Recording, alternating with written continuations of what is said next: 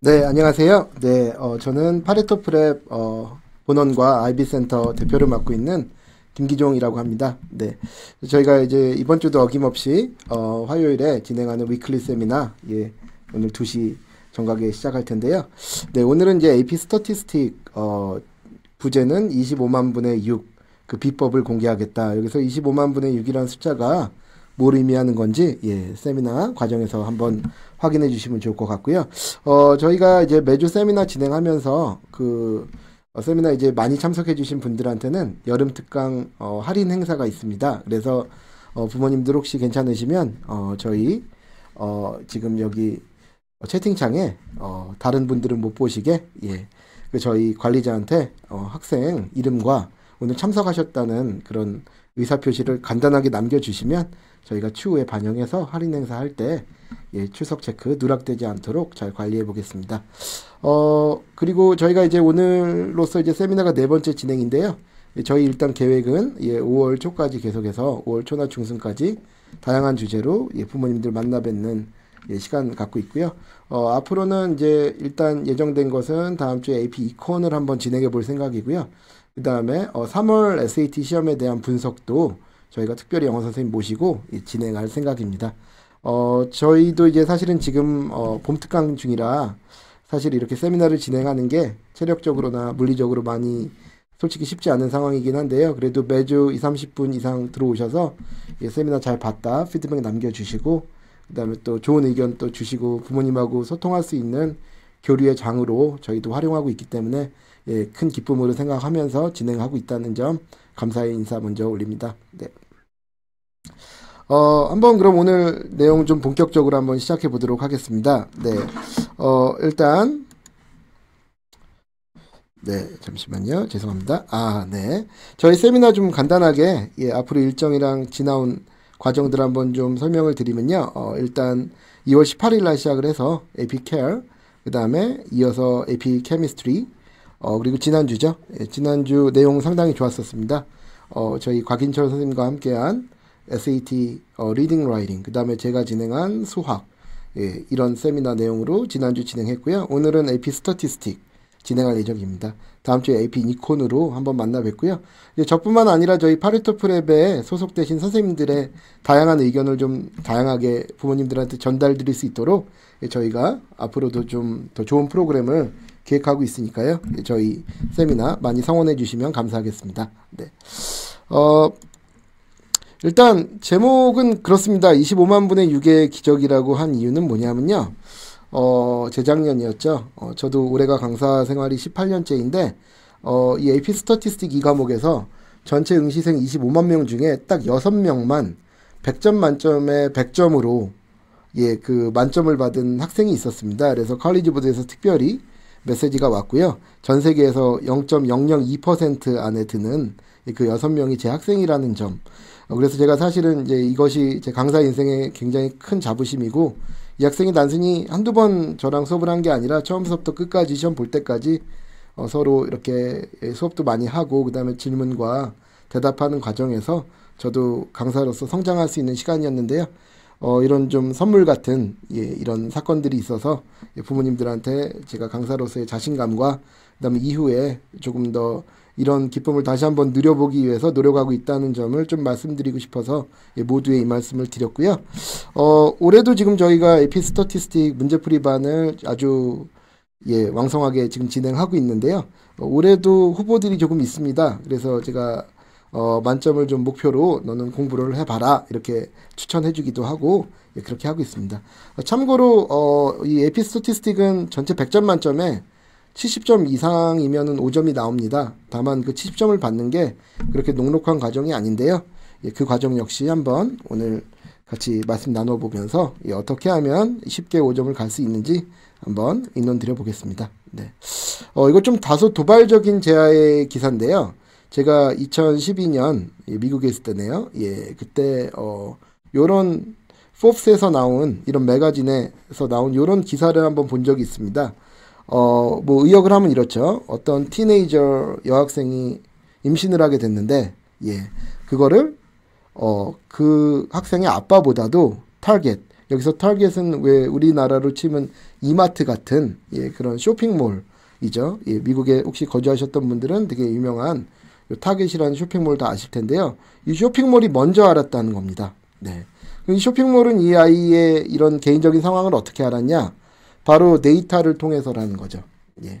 그러니까 이 학생이 비록 어떤 익명성으로 아마 뭐 당연히 실명이 아니라 익명의 어떤 사람이라는 건 알고 있었겠지만 이 사람이 구매한 물품이나 뭐 그 구매한 물품의 주기 아니면은 예 갑자기 특별히 어떤 물건을 산 그런 구매 영수증이라든가 행동 소비 패턴을 보면 지금 이 사람이 어떤 상황에 처해져 있고 그 다음에 무엇이 필요하고 어떤 위치에 있는지를 금방 알 수 있다는 거죠.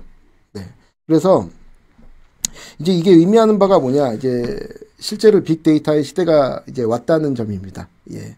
우리가 예전 같은 경우만 해도 한 불과 20, 30년 전만 해도요, 1등서부터 10등까지의 기업들이 사실 대부분 뭐 제조업이나 뭐 코카콜라나 뭐 맥도날드, 뭐 아니면 나이키, 뭐 이런 기업들이었죠. 예. 뭐 자동차 회사 같은 경우들도 그렇고요. 근데 지금은 어떠냐, 다 데이터를 만지는 기업들, 뭐 메타나 애플 당연하고요. 뭐 구글, 우리나라도 카카오톡이 예, 굴지의 기업이 됐죠. 예. 지금은 이제 바야흐로 스태티스틱이 대세, 주류로 자리 잡고 있는 시대다. 예, 그렇게 말씀드리고 싶습니다. 그래서 그 어느 때보다도 스태티스틱에 대한 강조가 많이 이루어지고 있다는 점, 예, 말씀드립니다. 네. 이제 사실 이러한 좀 분위기가 완전히 최고조에 이른 게 뭐냐면 바로 챗 GPT입니다. 네. 우리가 챗 GPT 이전에도 AI라는 건 당연히 있었겠죠. 근데 사실은 크게 각광받지 못하다가 이 챗 GPT가 들어오면서 예, 이때서부터 이제 굉장히 예, 각광받게 됐죠. 예. 근데 이 챗 GPT라는 게 뭐냐? 쉽게 얘기해서 언어 회귀 모델입니다. 예. 여기서 이 회귀라는 게 바로 예, 통계학이랑 관련이 있는 얘기죠. 예. 그래서 지금은 예전에는 만약에 고양이다 그러면 고양이랑 관련된 여러 사진이나 데이터를 넣고 야 이것이 고양이야 이렇게 얘를 학습하는 이런 방식으로 AI가 진행이 됐다면 이제 AI는 언어 회귀 모델이라고 해서요. 예를 들면 이런 거죠. 철수는 어제 영희와 밤 7시에 땡땡을 먹었다. 그럼 이 땡땡이 뭘까요? 이제 그걸 우리가 이 챗 GPT라는 이 아이가 이 세상에 존재하는 여러 다큐멘트들을 다 분석해서 이 안에 들어가는 녀석의 확률 분포를 계산해 보는 거죠. 뭐 예를 들면 술을 먹었을 수도 있고요. 뭐 저녁을 먹었을 수도 있겠죠. 7시니까. 예. 뭐 다른 물을 먹는다는 표현은 안 쓰니까 예, 뭐 꽃을 먹을 수도 없고 영화를 먹을 수도 없겠죠. 아마 철수와 영희가 밤 7시에 먹은 거는 아마도 저녁이나 뭐 맛있는 식사 정도가 될 텐데요. 이거를 지금 통계학적으로 이 엄청난 연산 능력을 갖고 있는 컴퓨터가 통계학적으로 요걸 딱 분석을 해서 요 안에 들어가는 가장 적합한 단어가 뭘지를 추론해낸 게 이게 바로 언어 회귀 모델입니다. 네. 그래서 이런 걸 하려면 당연히 데이터를 처리하고 스태티스틱에 대한 식견이 있어야지 당연히 가능할 텐데요. 이제 중요한 거는 이제 우리가 이런 걸 봄으로써 이제 이 세상의 중심이 예, 스태티스틱으로 많이 넘어갔다는 부분을 예, 부모님들께서도 조금 예, 인지하고 계시면 좋을 것 같고요. 이제 그럼으로써 이제 우리 학생들이 대학교 가거나 뭐 이럴 때도 스태티스틱하고 관련된 전공들이 굉장히 많이 늘어나고 있고요. 예, 심지어 뭐 경제학이나 경영학 아니면 심리학, 교육학 이런 사회과학들은 특히나 이런 스태티스틱을 거의 부전공 수준으로 진행을 해야 된다. 예, 그렇습니다.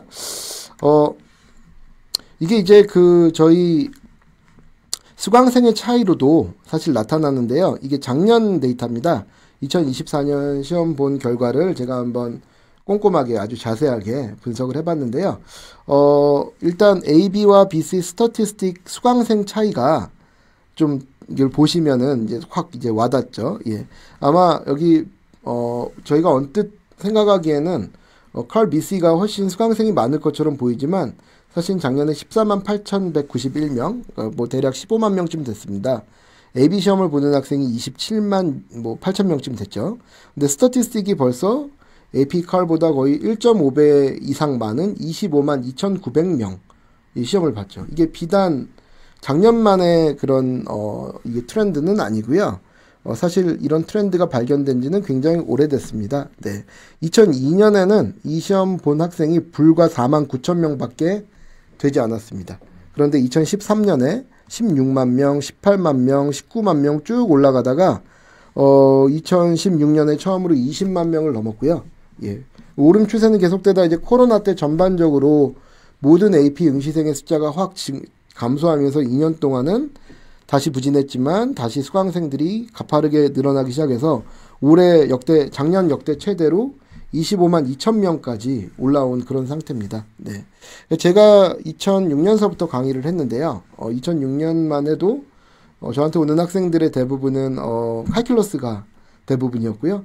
그 다음에 이콘을 공부하는 친구들도 꽤 많았었습니다. 근데 지금은 제가 진행하고 있는 거의 모든 AP 클래스들 중에서 AP 스태티스틱이 가장 수강생이 많고, 예, 아주 액티브하게 진행되고 있습니다. 이제 이런 부분들이 저희 시험 환경의 변화에도 영향을 미쳤다. 예, 이렇게 생각하실 수 있습니다. 네.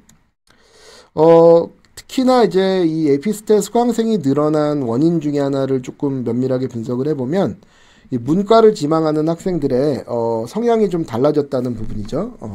예를 들면 2000년 정도에는요, 제가 99학번이니 2000년 정도에는 제 주변에 있는 학생들, 문과 학생들을 보면 물론 경영 경제가 그때도 많았습니다만 되게 다양했었습니다. 정치 외교를 하는 친구들도 많았고요. 뭐 문학이나 어문학, 역사학, 사회학, 뭐 교육학이나 심리학, 심지어 철학과 다니는 친구들도 몇 명 있었습니다. 네. 이게 이제 예전에 문과였다면은 지금은 이제 문과라고 하는 과목에 구성이 많이 바뀌었는데요. 거의 대부분 비즈니스 스쿨이나 아니면 경제학이 대부분이고요.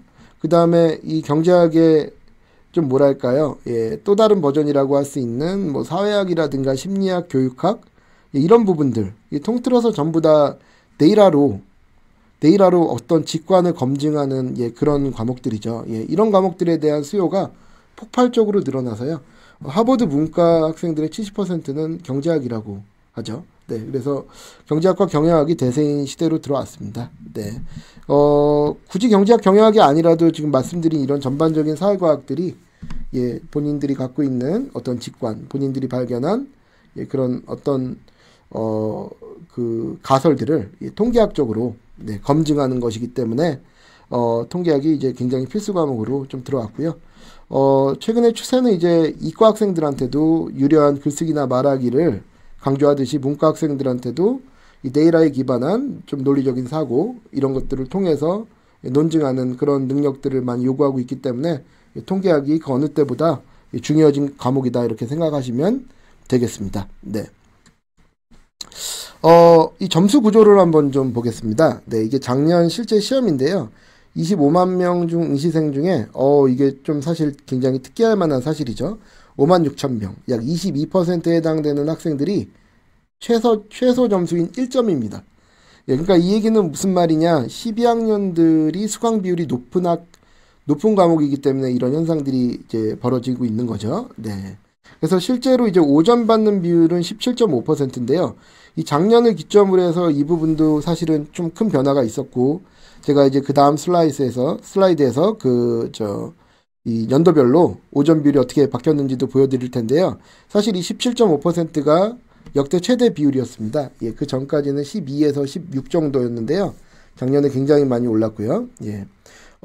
이게 12학년들이 많이 수강하는 과목이다 보니까 이 허수가 많이 잡혀 있어서 얘네들이 다 1점으로 빠져서 그렇지, 사실은 5점 비율은 20% 이상이라고 생각하시면 되겠고요.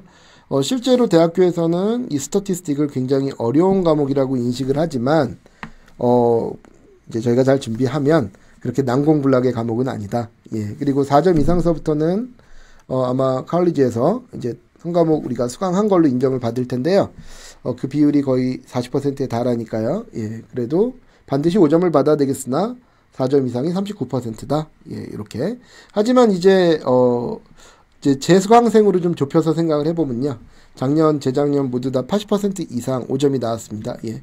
모든 학생들이 다 5점이 나온 것은 아니지만요. 왜냐하면 다양한 능력을 요구하고 있고요. 영어도 좀 잘해야 되고 수리적인 능력도 있어야 되기 때문에, 예, 모든 학생들이 다 5점을 받은 건 아니지만 4점까지는 거의 99% 이상이었고요. 네. 5점만 따로 놓고 봐도 80% 이상이고, 그냥 제가 생각하기에는 5점 비율이 가장 높지 않았나, 예, 에피스탯을 가르치는 여러 강사님들 중에 예, 제가 그래도 가장 오전 비율이 높은 강사가 아니었나, 예, 그렇게 생각하고 있습니다. 참고로 이제 저희 지금 진행되고 있는 클래스도 문제풀이 클래스가 벌써 4번 진행됐는데요. 4번 만에 오전 비율로 올라선 아이들이 수강생의 반 정도 지금 되고 있습니다. 그래서 나머지 학생들도 지금 수업 잘 진행해서, 예, 5점에서 어느 정도 벗어났고 어떤 부분을 교정을 해야 5점인지를 제가 매주 리포트를 드리고 있습니다. 그래서 확실히 조금 강사와 그 다음에 학생이 호흡이 잘 맞아야, 예, 뭔가 좀 성과를 얻을 수 있는 과목이기 때문에, 예, 저도, 예, 열심히 아이들 준비시키고 있다는 점, 올해도 역시 비슷한 수준 유지하기 위해서, 예, 열심히 노력하고 있습니다. 오전 비율 이 추이가 조금 연도별로 좀 굉장히 많이 차이가 있는데요. 2002년에는 11% 정도였죠. 그래서 이 과목이 좀 어려운 과목이기 때문에 이제 조금씩 확대되고 있는데요. 물론 업앤다운이 조금 있지만 보통 13에서 14% 사이로 유지가 2019년까지 좀 되다가요. 사실은 이제 그 이후에 이 컬리지 보드에서 AP 과목들 간의 난이도 차이가 너무 조금 많이 나는 거 아니냐. 그래서 이걸 캘리브레이션을 좀 다시 해야 된다 해서 조금 어려웠던 과목들은 점수를 좀 잘 주는 구조로, 그 다음에 쉬웠던 과목들은 조금 낮춰서, 예, 조금 낮춰서 이걸 좀 평준화하는 이제 그런 과정에, 예, 있는 듯한데요. 이제 그런 조정이 작년에도 좀 AP 스태티스틱에 있었습니다. 그래서 보시면 16, 16, 14, 15였다가 이제 작년에 갑자기 17.5%로 올라왔는데, 작년에 시험이 좀 다소 쉬웠던 부분도 있습니다만, 예, 그래도 이런 올라가는 추세는 지난 15년간 계속 유지되고 있다는 점, 네, 아마 올해도 비슷한 수준이 아닐까 그렇게 예측하고 있습니다. 다만 이게 꼭 상대평가가 아니라 절대평가적인 그런 부분들이 좀 있어서요. 누구나 잘 준비하면, 예, 이 어떤 특정한 비율이 넘어가면 100점 만점에 70 초반을 넘어가면, 예, 5점 받을 수 있다. 예, 그렇게 생각합니다. 네. 그 다음에 이 스태티스틱의 좀 특징을 보면 다른 과목에 비해서, 예, 렉처가 그렇게 많지 않다는 게, 예, 그게 특징입니다. 예, 가령 칼 미시 같은 경우는 제가 수업을 54시간 정도는 해야지 처음부터 끝까지 다 렉처가 정리가 되고요. 에피칼 AB 같은 경우는 한 36시간. 예, 근데 스태티스틱은 보통 30시간에, 예, 정리를 합니다. 참고로 이제 다음 시간에 저희가 같이 이야기 나눌 AP 마이크로, 매크로, 이콘 같은 경우는 각각 마이크로가 한 20시간, 매크로가 한 16시간, 2시간 수업 분량으로 10번, 8번 정도면 1년치 내용을 다 정리가 가능합니다. 이제 다만 스태티스틱 같은 경우는 문제풀이가 조금 까다로워서요. 제가 3시간짜리 수업 12번을 지금 진행하고 있고요. 지금 4번 정도 진행한 상태인데 앞으로도 8주 동안 5월 시험 볼 때까지 더 진행이 될 예정입니다. 그래서 에피칼 BC와 스태티스틱이 조금 다소, 예, 문제풀이 기간이 좀 길다. 반면에 AB나 마이크로, 매크로, 이콘 같은 경우는, 예, 비교적 좀 짧다. 예, 그렇게 생각하시면 되겠습니다. 네. 이제 그럼 이 중요한 AP 스탯 누구한테 맡길 것이냐? 예, 저는 뭐 답은 정해져 있다고 생각합니다. 여기까지만 보셨어도 우리 아이를 AP 스탯 나중에 공부를 시킨다면 당연히 파레토 프랩에 보내야 되겠다, 이렇게 마음이 드실 텐데요. 이제 저희가 이제 그런 논의의 종지부를 좀 찍기 위해서 저희 학원 시스템과, 예, 아이들을 어떻게 케어하고 있는지를, 예, 조금 더 설명드리도록 하겠습니다. 예. 혹시 여기까지 들으시고 질문이 있으신 분들은 좀 채팅창에 남겨주시면요, 제가 그 질문에 대한 답을, 예, 마지막에 세미나 마지막에 좀 해드리도록 하겠습니다. 네, 일단 가장 큰 변화는요, 올해서부터 디지털 AP가 시행된다는 점입니다. 물론 AP 33과목 모두가 다 풀 디지털 버전으로 바뀌는 건 아니고요. 영어 과목들은 이제 도표나 수식이나 뭐 그런 것들이 필요 없는 영어 과목들은 올해서부터 풀 버전으로 바뀌지만 칼 BC나 그 다음에 마이크로, 매크로, 이콘, 그 다음에 스태티스틱은 하이브리드 타입이라고 해서요. MCQ는 기존하고 달리 온라인으로 시험을 보고, 그 다음에 FRQ는 기존의 종이 방식대로 하는, 예, 그런 하이브리드 버전입니다. 다만 이제 기술적인 부분들이 좀 보완이 되면 내년서부터라도 이 모든 과목을 다 디지털라이즈 한다는 게, 예, 컬리지 보드의 방침이기 때문에요. 제 생각에는 이런 흐름에 맞게, 예, 교육기관에서도, 예, 그런 컬리지 보드의 이런 변경된 정책을 잘 수용할 수 있도록 많은 준비가 필요한 상황이고, 저희 파레토 프랩이 단연 그 부분에서 다른 학원에 비해 앞서간다는 말씀을 자신 있게 드립니다. 네. 두 번째는 이 시험을 잘 보기 위해서는요, 주관식 첨삭을 해주는 게 핵심입니다. 예. 이 시험은 객관식이 50%, 주관식이 50%, 해서 70% 이상을 받아야 되는데요. 객관식의 경우에는 많은 아이들이 그래도 뭐 비교적 쉽게 접근을 하는 편이지만 이 주관식이 상당히 까다롭습니다. 특히 마지막 12.5점이 달려있는 6번 문제에서는요, 만약에 이거를 하나도 내가 이 문제의 요지를 파악하지 못한다 그러면 12.5점이 바로 감점이 되기 때문에 이 주관식이 상당히 까다롭다고 생각하실 수 있습니다. 그래서 저희가 이제 초점을 맞추는 부분도 뭐냐면은 이 주관식 답안지를 얼마나 학생들이 어떤 생각으로 이 답안지를 썼고 그 생각이 맞는지 틀리는지, 그다음에 어떤 그 아이디어를 표현하는 방식도 그 방식도 어떻게 표현해야 되는지, 그걸 표현해야 그 채점관한테 정확하게 어필할 수 있는지를 정확하게 아이들마다 개별적으로 첨삭 지도를 해 주어야만 5점이 가능합니다. 제가 실제로 매주 이제 일요일 날마다 이 FRQ 답안지를 첨삭을 해주고 있는데요. 아이들이 정말 생각이 다양하죠. 예. 정답은 하나지만 오답은 10개입니다. 그래서 이 학생은 여기가 잘못됐고, 이 학생은 이 부분에 대한 표현이 잘못됐고, 이 학생은 아예 이 파트가 제대로 정리가 되지 않았다. 이런 부분들을 좀 아이별로 좀 개별적으로 판단을 해줘야지 그 점수를 좀 연결할 수 있는 구조이기 때문에 무조건 꼭 저희 파레토 프랩이 아니라도 주관식 답안지에 대해서 얼마나 꼼꼼하게 첨삭해 주는지를 반드시 파악하셔야 될 거고요. 저희는 이제 모든 시험을 다 기출문제 베이스로 해서 진행하기 때문에 아이들이 적어도 시험장에 갔을 때 한 번도 보지 못한 그런 유형은 없다.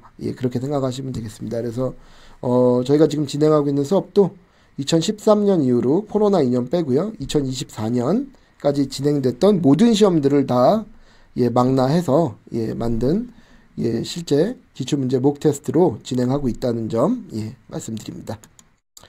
조금 더 자세하게 한번 보시면요.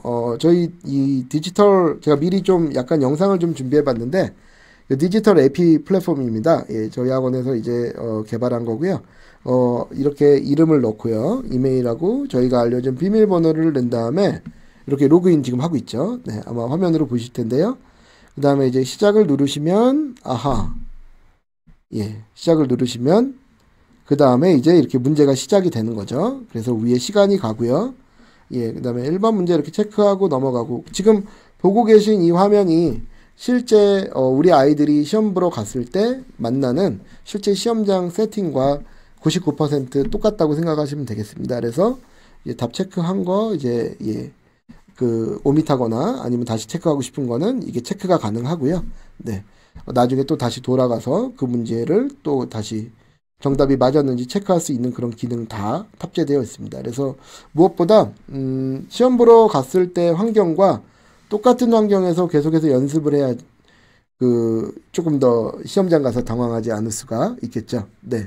그리고 스태티스틱의 가장 큰 문제는 뭐냐면 문제가 굉장히 깁니다. 문제가 굉장히 길기 때문에 이거를 화면으로 긴 패세지를 보면서 문제를 푸는 것과 종이로 푸는 것은 큰 차이가 있기 때문에요. 연습할 때서부터 이렇게 비슷한 환경에 노출돼서 연습을 해야 효율적으로 준비가 가능하다는 점, 그 부분도 말씀드리고 싶고요. 네. 두 번째로 아까 말씀드렸던 리포트입니다. 저희는 이제 학생별로 시험을 보면 이렇게 리포트가 나와서 이 리포트를 이제 다 아이들한테 나눠주죠. 그래서 어느 챕터에서 몇 개를 틀렸는지에 대한 분석도 들어가고요. 로우 스코어는 몇 점이고 5점 만점의 스케일로 바꿨을 때 또 점수가 어떻게 되는지도 이런 식으로 보여주는 리포트를 제공하고 있기 때문에 이제 객관적으로 학생이 어느 파트가 제일 약한지가 좀 보이겠죠. 네. 그 다음에 이제 저희 이런 좀 뭔가 디지털라이즈 된 환경에서 공부를 하려면 역시 클래스룸도 당연히 스마트 클래스룸이 돼야 되겠죠. 그래서 저희 학원 같은 경우는 모든 교실에다 이렇게 전자칠판 시스템이 있고요. 그 다음에 저희가 또 종이 없는 학원이 모토입니다. 그래서 실제로 모든 학생들이 거의 대부분 다 아이패드나 갤럭시 탭을 갖고 와서 이렇게 앉아서 충전하면서 수업 받을 수 있도록 이런 스마트 클래스룸을 만들었습니다. 여기 보이시는 이제 전자칠판은 강사가 쓰는 내용이 아이들 아이패드에도 다 쉐어가 되지만 아이들이 질문이 있을 때 아이들의 아이패드를 저 화면에 쉐어해서 그 화면에서 다른 아이들과 같이 어떤 A라는 학생의 질문을 같이 이렇게 대답해 주는 거를 화면에 띄워놓고 다른 학생들도 같이 공유할 수 있는 그런 시스템이고요. 예, 제가 지금 이 세미나를 진행하고 있는 이 장소는 지금 이 화면에 보이는 스튜디오입니다. 저희가 스튜디오도 따로 마련을 해서요. 예, 이렇게 지금 세미나도 하고 그 다음에 홍보 영상은 물론이고 앞으로는 이제 수업 영상도 만들어서 예, 스튜디오 버전으로 예, 릴리스할 계획입니다. 네. 네. 그 다음에 이제 제일 중요한 건 요거죠. 뭐냐면은 제가 실제로 이거 지난주에 저희 아이들 수업한 내용입니다. 아이들이 이제 저희가 일요일날 수업인데요. 금요일 자정까지 이렇게 FRQ를 제출을 이렇게 해주면 제가 이제 다 보고 일일이 이거 몇 점이고 4점 만점에 3점, 2점, 1점 몇 점이다. 그 다음에 코멘트 간단하게 해주고 틀린 부분에 대해서 이렇게 제가 직접 빨간 펜으로 예 답을 어떻게 썼어야 된다. 모범 답안도 알려주고요. 수학적으로는 어떻게 풀어야 되고 이런 이퀘이션 전개하는 과정이나 이런 것들을 다 보여줍니다. 예. 사실은 한 학생 하는데 적어도 20분 이상 걸리고요. 조금 오래 걸리는 학생은 30분이 걸립니다. 그래서 10명 이상 하려면 제가 사실은 일요일 날은 새벽 5, 6시에 일어나서 보통 늦어도 학원 7시 전에는 도착을 하고요. 수업 전에 이거를 다 일일이 보고 예, 이걸 조교한테 채점해가지고는 제가 수업을 할 때 어느 학생이 어떤 답을 썼고 어떤 부분을 교정해야 되는지 모르기 때문에 제가 조교시키지 않고 제가 직접 예, 이렇게 전부 다 첨삭 지도를 해주고 있습니다. 그래서 아이들의 만족도가 그래도 비교적 높은 편이고요. 실제로 이제 이게 점수로 연결이 되는 거죠. 네, 그래서 이 FRQ 첨삭 시스템이 예, 제가 진행하는 수업에 저희 학원의 가장 자랑거리이자 저는 단언합니다. 어느 학원도 이렇게 해줄 수 없다. 네, 이게 사실 굉장히 큰 노력과 그다음에 또 뭐랄까요? 학생을 생각하는 마음이 있어야지만 할 수 있는 건데요. 예, 제가 저희 이렇게까지 모든 학생들을 다 첨삭해주는 학원을 저도 학원계에 있으면서 많이 보지 못했습니다. 그래서 저희가 자신있게, 예, 저희는, 예, 시험 끝나는 그날까지, 예, 약속한 바를 이렇게 항상 지키면서 수업하고 있다는 점, 예, 다시 한번 조금, 예, 부모님들한테 말씀드리고 싶습니다. 네. 자, 그 다음에 이런 식으로, 이제, 부모님들한테는 이제 수업이 끝나면 리포트가 발송이 됩니다. 그래서 몇 점이었고 어느 파트를 더 노력해야 된다. 이렇게 학생별로 리포트를 매주 늦지 않고 적어도 주말 전에 다 보내드리고 있다. 네, 그래서 부모님들은 우리 아이가 매주 어떻게 공부하고 있는지, 그 다음에 지금 트렌드가 어떤지, 어떤 부분이 부족한지 등을 쉽게 아실 수 있고 혹시 가정에서도 학생들 지도하고 싶으실 때 예, 제가 전해준 객관적인 예, 코멘트가 있으니까요. 그걸 바탕으로 해서 우리 아이가 어느 정도 하고 있는지를 이렇게 볼 수 있다. 예, 이름은 가리고 드렸는데요. 이런 형식으로 리포트가 매주 나가고 있습니다. 네. 자, 그렇고요. 그 다음에 일단은 예, 부모님들 제가 준비한 내용은 오늘 요 정도인데요. 아까 공지 드렸다시피 이미 지나간 세미나는 저희 블로그에 오시면 네, 그 내용을 확인하실 수 있습니다. 저희 블로그나 유튜브에 이렇게 다 다시 녹화를 해서 예, 부모님들 다시 보실 수 있도록 다 업로드를 해놨기 때문에 보시면 되겠고요. 다음 주에는 이제 AP 이콘 관련해서 좀 말씀을 드릴 텐데요.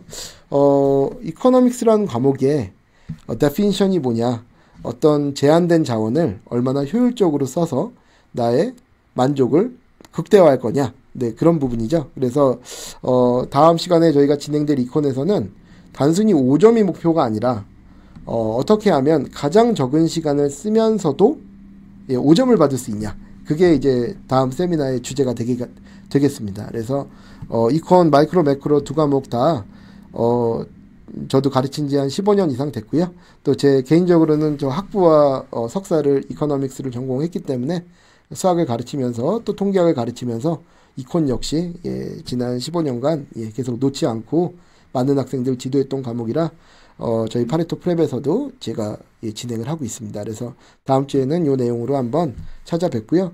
이후에는 저는 한번 쉬고요. 다른 선생님들, 저희 파레토 프랩의 다른 과목 선생님들 한번 모시고 다른 과목 이야기를 좀 들어보는 시간을 좀 갖도록 하겠습니다. 네. 자, 일단은 제가 준비한 건 요 정도인데요. 혹시 질문이 있으신 분들은 좀 질문을 자유롭게 남겨주시면 제가 조금 더 예, 여기서 대기하고 있다. 부모님들 궁금하신 부분 좀 풀어드리도록 하겠습니다. 네, 일단 오늘은 좀 30분 정도 진행했는데 이 정도 한번 해보고 저희 다음 주에도 다다음 주에도 세미나는 계속됩니다. 네, 좀 부모님들께서 많이 호응해 주시고 궁금하신 부분 많이 남겨주시면 저희에게도 큰 힘이 된다는 점 말씀드리고, 오늘 참석해 주신 분들은 꼭 출석 체크를 한번 줌챗에 좀 남겨주시면요, 채팅창에 남겨주시면 저희가 꼭 체크해놨다 나중에 수강료 할인 행사나 이런 부분에서 누락되는 일 없이 꼭 반영하도록 그렇게 하겠습니다. 감사합니다.